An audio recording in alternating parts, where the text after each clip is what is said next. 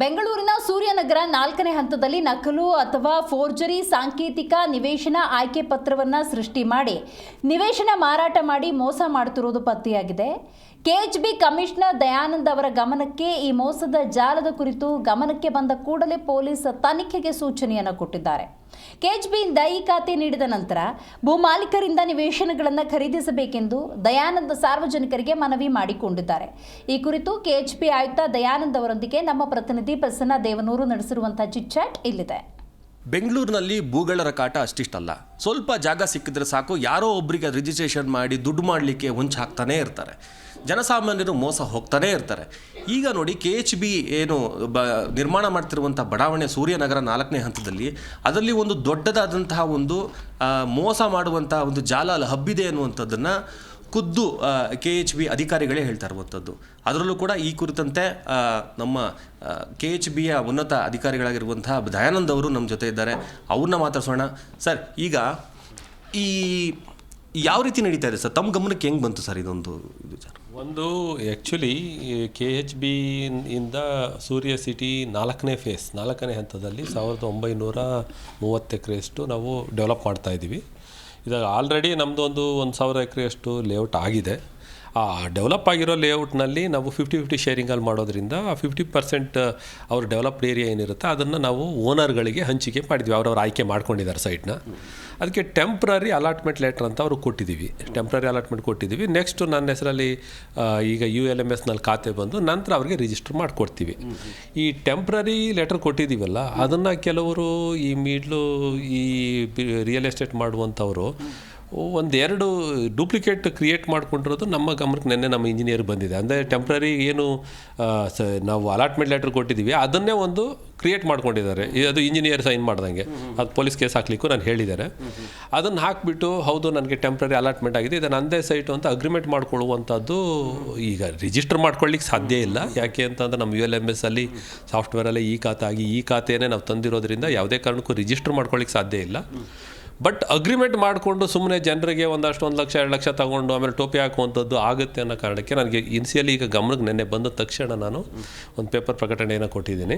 ಯಾರೂ ಕೂಡ ನಮ್ಮ ಬೇಕಾದ್ರೆ ಆ ಥರ ಇದ್ದರೆ ಮಾಹಿತಿಯನ್ನು ತಿಳ್ಕೊಳ್ಳಿ. ನಮ್ಮಲ್ಲಿ ಯಾರೋ ಒಬ್ಬರು ನಮಗೂ ಗೊತ್ತಿರಲ್ಲ, ಅವ್ನು ಯಾರು ಮಾಡಿದ್ದಾನೆ ಅನ್ನೋದು ನಮಗೂ ಸಿಗೋದಿಲ್ಲ ಅಂತ ಅಗ್ರಿಮೆಂಟ್ ಮಾಡ್ಕೊಂಡಿದ್ದಾರೆ ಅಂತ ಒಂದು ಇಬ್ಬರದ್ದು ಹತ್ರ ಮಾಡ್ಕೊಂಡಿದ್ದಾರೆ. ಇದು ಮೋಸದ ಅಗ್ರಿಮೆಂಟ್ ಅಂತ ಹೇಳಿ ನಮ್ಮ ಗಮನಕ್ಕೆ ಬಂದಿರೋದು ಗೊತ್ತಿಲ್ಲದೇ ಇರ್ಬೋದು, ಜಾಸ್ತಿನೂ ಇರ್ಬೋದು, ಇಲ್ಲ ಅಂತಲ್ಲ. ಅದಕ್ಕೆ ನಾನು ಪೇಪರ್ ನೋಟಿಫಿಕೇಶನ್ ಕೊಟ್ಟಿದ್ದೀನಿ. ಜೊತೆಗೆ ಅವ್ರ ಮೇಲೆ ಒಂದು ಪೊಲೀಸ್ ಕೇಸ್ ದಾಖಲು ಮಾಡಲಿಕ್ಕೂ ಕೂಡ ನಮ್ಮ ಇಂಜಿನಿಯರ್ಗಳಿಗೆ ನಾನು ಡೈರೆಕ್ಷನ್ ಕೊಟ್ಟಿದ್ದೀನಿ.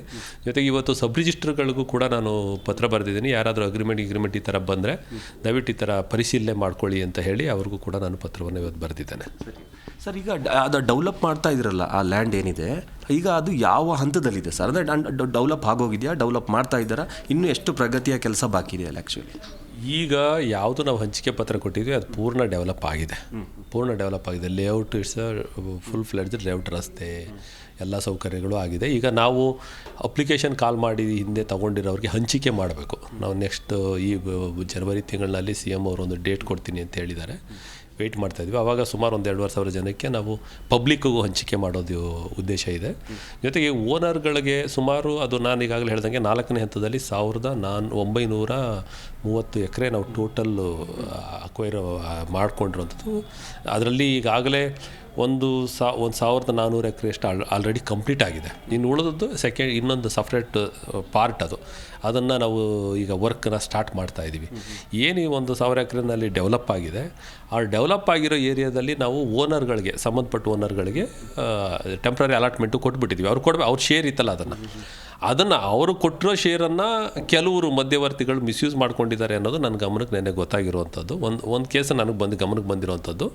ಅದ್ರ ಮೇಲೆ ನಾನೀಗ ಅಲ್ಲಾಗಿದೆ ಎಷ್ಟಾಗಿದೆ ಅಂತ ಕುಳಿತುಕೊಳ್ಳೋದಕ್ಕಿಂತ ಫಸ್ಟ್ ಇದ್ರ ತಿಳುವಳಿಕೆ ಜನರಿಗೆ ಗೊತ್ತಿರಲಿ ಅನ್ನೋ ಕಾರಣಕ್ಕೆ ಪತ್ರಿಕೆಯಲ್ಲಿ ನಾನು ಪ್ರಕಟಣೆ ಕೊಟ್ಟಿದ್ದೇನೆ. ಮತ್ತು ಅವ್ರು ಯಾರು ಮಾಡಿದ್ದಾರೆ ಅದನ್ನು ಯಾರೊಂದು ಗೊತ್ತಿಲ್ಲ, ಸರ್ಚ್ ಮಾಡಲಿ ಅಂತ ಹೇಳಿಬಿಟ್ಟು ನಮ್ಮ ಇಂಜಿನಿಯರ್ಗಳು ನೆನ್ನೆನೇ ಹೇಳಿ ಒಂದು ಪೊಲೀಸ್ ಕೇಸ್ ದಾಖಲು ಮಾಡಲಿಕ್ಕೂ ಕೂಡ ನಾನು ಹೇಳಿದ್ದೇನೆ. ಸುಮಾರು ಎಷ್ಟು ಸೈಟ್ಗಳಾಗ್ಬೋದು ಸರ್ ಸೂರ್ಯನಗರ ಇದರಲ್ಲಿ? ಈಗ ತಾವೇನು ಈಗ ಕೊಟ್ಟಿದ್ದೀರಲ್ಲ, ಎಷ್ಟು ಸೈಟ್ಗಳಾಗ್ಬೋದು ಮತ್ತು ಜನಸಾಮಾನ್ಯರಿಗೆ ಏನು ಹೇಳಕ್ಕೆ ಬಯಸ್ತೀರಿ? ಅಂದರೆ ಅವ್ರಿಗೆ ಯಾವ ರೀತಿಯಾದ ಮಾಹಿತಿನ ಪಡ್ಕೋಬೋದು, ಸರಿಯಾದ ವೇನಲ್ಲಿ ಯಾವ ರೀತಿ ಮಾಹಿತಿನ ಪಡ್ಕೊಂಡು ಮುಂದುವರಿಬೋದು? 4th ಫೇಸ್ 1ರಲ್ಲೇ ನಮಗೆ 10,000ಕ್ಕಿಂತ ಹೆಚ್ಚು ಸೈಟ್ಗಳಾಗ್ತವೆ. ನಮ್ಮ ಕ್ರೀಡಾಂಗಣ ಕೂಡ ಅಲ್ಲೇ ನಿರ್ಮಾಣ ಮಾಡಲಿಕ್ಕೆ ನಾವು ಯೋಜನೆಯನ್ನು ಮಾಡಿದ್ದೇವೆ 4th ಫೇಸಲ್ಲೇ 100 acresನಲ್ಲಿ. ಹಾಗಾಗಿ ಅಲ್ಲಿ ಇತ್ತೀಚೆಗೆ ಆ ಕ್ರೀಡಾಂಗಣ ಮಾಡ್ತೀವಿ ಅಂತ ಏನು ನಾವು ಸರ್ಕಾರದಿಂದ ಶುರು ಮಾಡಿದ್ವಿ, ಆ ನಂತರ ಅಲ್ಲಿ ಸ್ವಲ್ಪ ಸೈಟ್ಗಳು ಸಿಕ್ಕಾಪಟ್ಟೆ ಡಿಮಾಂಡ್ ಕೂಡ ಬಂದಿದೆ. ಆ ಕಾರಣಕ್ಕೇ ಈ ಜನ ಸ್ವಲ್ಪ ಯಾರೋ ಮಧ್ಯವರ್ತಿಗಳು ಈ ಥರ ಎಲ್ಲ ಮಾಡಿರೋವಂಥದ್ದು ಕಂಡು ಬರ್ತಾ ಇರುವಂಥದ್ದು. ಯಾರು ಕೊಂಡ್ಕೊಳ್ತಿರೋ ದಯವಿಟ್ಟು ಕೊಂಡ್ಕೊಳ್ಳೋದಕ್ಕಿಂತ ಮುಂಚೆ ನಮ್ಮ 4th ಫೇಸಲ್ಲೇ ಒಂದು ಆಫೀಸ್ ಇದೆ ಅಲ್ಲೇ ಪಕ್ಕದಲ್ಲೇ. ನಮ್ಮ AEE ಇರ್ತಾರೆ, RO ಇರ್ತಾರೆ, ಕೇಸ್ವರ್ಕರ್ ಇರ್ತಾರೆ. ದಯವಿಟ್ಟು ಒಂದು ಹೆಜ್ಜೆ ಅಲ್ಲೇ ಆ ಲೇಔಟಲ್ಲೇ ಇರ್ತಾರೆ. ಒಂದು ಸೈಟ್ ನೋಡ್ದೇ ಯಾರು ಕೊಂಡ್ಕೊಳ್ಳೋಕೆ ಹೋಗಲ್ಲ, ಅಗ್ರಿಮೆಂಟ್ ಮಾಡ್ಕೊಳಕ್ಕೆ ಹೋಗಲ್ಲ.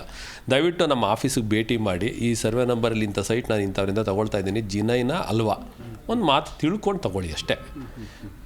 ನೀವು ಕೊಂಡುಕೊಂಡು ಏನೋ ಯಾರೋ ಇಲ್ಲಿಗಲ್ ಯಾರೋ ಒಬ್ಬ ನಿಮಗೆ ಮಾರಾಟ ಮಾಡಿರ್ತಾನೆ ಅಂತ ಅಗ್ರಿಮೆಂಟ್ ಮಾಡ್ಕೊಂಡಿರ್ತಾನೆ ಅಂದ ಮಾತ್ರಕ್ಕೆ ಖಾತೆ ಆಗಲ್ಲ, ರಿಜಿಸ್ಟರ್ ಆಗಲ್ಲ. ಯಾಕೆಂದರೆ ಈ ಖಾತೆ ಇಲ್ದೇ ಈಗ ಯಾವುದೂ ಆಗಲ್ಲ. ಈ ಖಾತೆ ಪ್ರೋಸೆಸ್ ನಾವು ಮಾಡ್ಕೊಳ್ತಾ ಇದ್ದೀವಿ. ಸೊ ಇನ್ನೊಂದು ತಿಂಗಳೊಳಗಡೆ ಎಲ್ಲ ನಮ್ಮದು ಈ ಖಾತೆಗಳು ಕೂಡ ಆಗ್ತವೆ. ಸೊ ಯಾರು ಜಿನೈನ್ ಇರ್ತಾನೆ ಅವ್ನು ಮಾತ್ರ ರಿಜಿಸ್ಟರ್ ಮಾಡ್ಕೊಳ್ಳಿಕ್ಕೆ ಬರೋದು ನಾಳೆ ದಿನ. ನೀವು ಯಾರೋ ಅಷ್ಟರಲ್ಲಿ ಇವನು ಸುಮ್ಮನೆ ಅಗ್ರಿಮೆಂಟ್ ಮಾಡಿಬಿಟ್ಟು 4 ಕಾಸು ತೊಗೊಂಡು ಓಡೋಗ್ಬಿಟ್ಟಿದ್ರೆ ನೀವು ಒದ್ದಾಡಬೇಕಾಗತ್ತೆ. ದಯವಿಟ್ಟು ನೀವು ತಗೊಳ್ಳಿ, ತೊಂದರೆ ಇಲ್ಲ, ತಪ್ಪಲ್ಲ. ಬಟ್ ನಮ್ಮ ಆಫೀಸ್ ಇದೆ ಅಲ್ಲೇ 4th ಫೇಸ್. ನಮ್ಮ ಆಫೀಸ್ ಅಡ್ರೆಸ್ ಹೊಡಿರಿ, AEE office Suryanagar 4th phase ಅಂತ ಆಫೀಸ್ ಅಲ್ಲೇ ಇದೆ. ಅಲ್ಲಿ ಹೋಗಿ ಒಂದು ಸಲ ಚೆಕ್ ಮಾಡಿಸ್ಕೊಳ್ಳಿ, ಇವ್ರು ಜಿನೈನ್ ಓನರಾ, ಈ ಓನರ್ ಯಾರು, ಜಿನೈನ ನನಗೆ ಹಿಂಗೆ ಕೊಡ್ತಾ ಇದ್ದಾರೆ, ತಗೋಬೋದಾ ಈ ಸೈಟ್ನ ಅಂತ ಒಂದು ಮಾತು ಕೇಳ್ಕೊಳ್ಳಿ ಸಾಕು. ಅಷ್ಟೇ ನನ್ನ ರಿಕ್ವೆಸ್ಟು. ನೋಡಿದ್ರಲ್ಲ, KHB ಕಮಿಷನರ್ ಆದ ದಯಾನಂದ್ ಅವರ ಮಾತಿದು. ಏನಂತಂದರೆ, ಈ ರೀತಿಯಂಥ ಮೋಸದ ಜಾಲಕ್ಕೆ ತುತ್ತಾಗಬೇಡಿ. ದಯವಿಟ್ಟು ಅಲ್ಲೇ ಸೂರ್ಯನಗರ ಸಿಟಿ ಏನಿದೆ ಅಲ್ಲೇ KHB ಅವರ ಆಫೀಸ್ ಇದೆ, ಅಲ್ಲಿಗೆ ಹೋಗಿ ಸರಿಯಾದ ಮಾಹಿತಿನ ತೆಗೆದುಕೊಂಡು ನಂತರ ಮುಂದುವರಿಬೇಕು. ಆ ಹಿನ್ನೆಲೆಯಲ್ಲಿ ಮೋಸಗಾರರಿಗೆ ಬಲಿಯಾಗಬೇಡಿ ಎನ್ನುವಂಥದ್ದು ಅತ್ಯಂತ ದಕ್ಷ ಮತ್ತು ಪ್ರಾಮಾಣಿಕ ಅಧಿಕಾರಿ ಅಂತ ದಯಾನಂದ್ ಅವರು ಈ ಮೋಸದ ಜಾಲದ ಬಗ್ಗೆ ಸ್ವಲ್ಪ ಮಾಹಿತಿ ಬಂದ ಕೂಡಲೇ ಅವರು ಸಾರ್ವಜನಿಕರಿಗೆ ಮಾಹಿತಿಯನ್ನು ಕೊಟ್ಟಿರುವಂಥದ್ದು.